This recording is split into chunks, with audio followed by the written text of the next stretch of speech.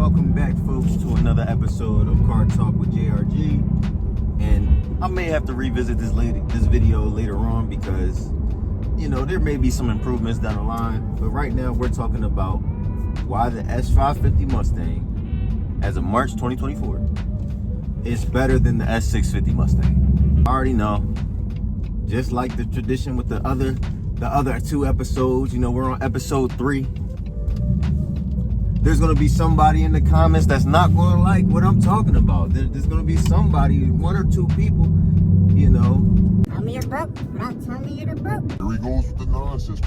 So, starting off with the obvious, number one, everybody's been seeing it. It's been going around. These cars have been dynoing stock for stock, unmodified, lower than S550s, right? They are dynoing lower than the previous generation Mustangs, but they are advertised a little bit higher. Now, you've probably seen the videos about the whole carbon trap thing and all that stuff, but I'm just going off stock for stock without having to make no modifications. They're dynoing slower. On top of that, jumping right to number 2, there's not a lot of tuning support right now because of like EPA restrictions and stuff like that, and manufacturing. The only people you could really get a tune from would be Whipple, if you put a Whipple on there, but then you spend another 10 grand. Shout out to Whipple. You know, if you want to send your boys something, you know, whatever. You know, regular Ford calibrations.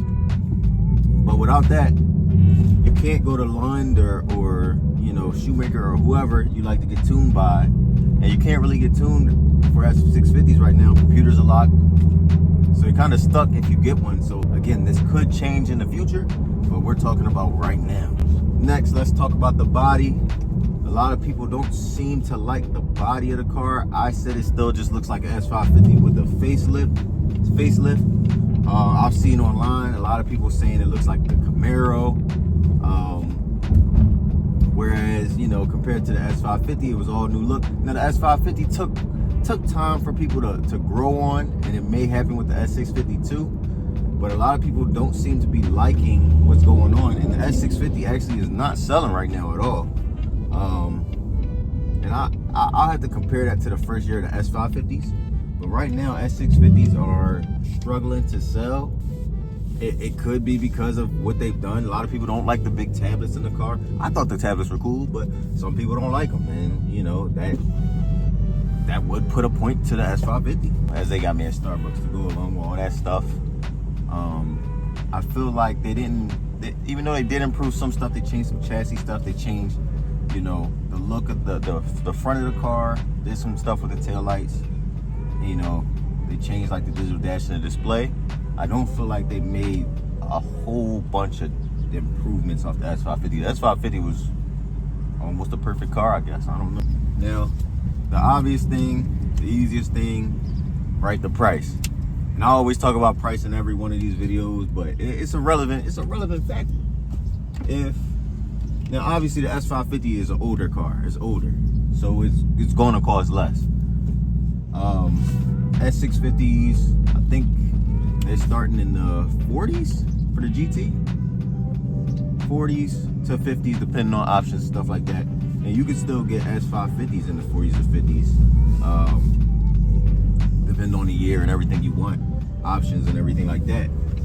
So price-wise, for most people, if you got to choose between the new car and the used car, you're obviously going to take the new car.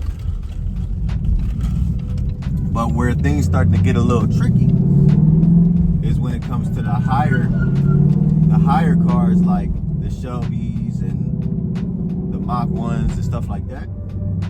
Now, the Dark Horse is cool. I like the Dark Horse. I think it's actually a good idea, cool car, whatever. But for the price of the Dark Horse, I think they start at 65, but dealer markups, some dealers are still marking up, some aren't. You can get in the 75, 80. And that's pretty high. At that point, you can get a used GT500 and you'll have a lot more performance than what the Dark Horse would have, right? But even if you didn't want to go that high, you can get a used Mach 1 for probably cheaper than a Dark Horse. You can get a used GT350 cheaper than a Dark Horse. Now, I know the GT350 had reliability issues for some years, but that is on the table. Price-wise, it may be more of a bargain to buy an S550, depending on what you're looking to do, than an S650. Now, if you just want the newest car with all the new technology, ain't nothing wrong with that. That's cool. Even though S650 don't seem to have too much more technology than S550s.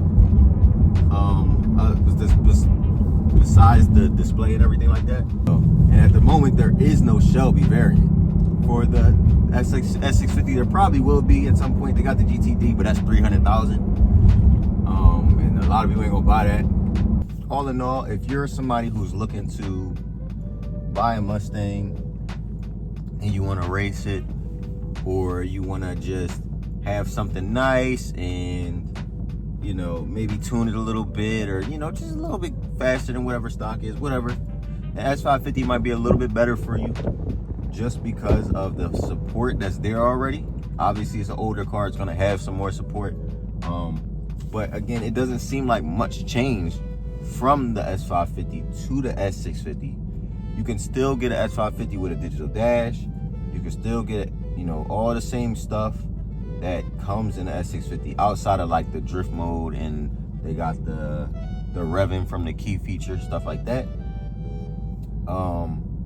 So if you're looking for something to do a little bit too, you want to do a little something, the S550 might be a better option for you. If you're looking for just the newest car, the newest technology that may have potential in the future, go ahead and buy an S650. Again, I think the Dark Horse is cool though. I do think the Dark Horse is a cool car. It looks good, looks nice and aggressive. I ain't gonna lie, I would buy a Dark Horse, but I would have to see what the tuning and everything would look like first, what the aftermarket starts to look like for those cars before I did such a thing.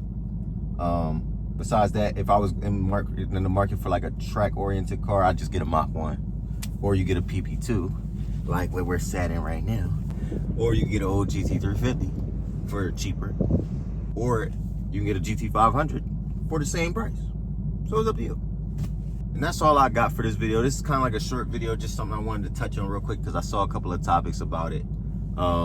If you enjoyed this video or any of my other videos, don't forget to like, comment, and subscribe to the channel. Browse for more. Stay tuned for the next one. And I'm out.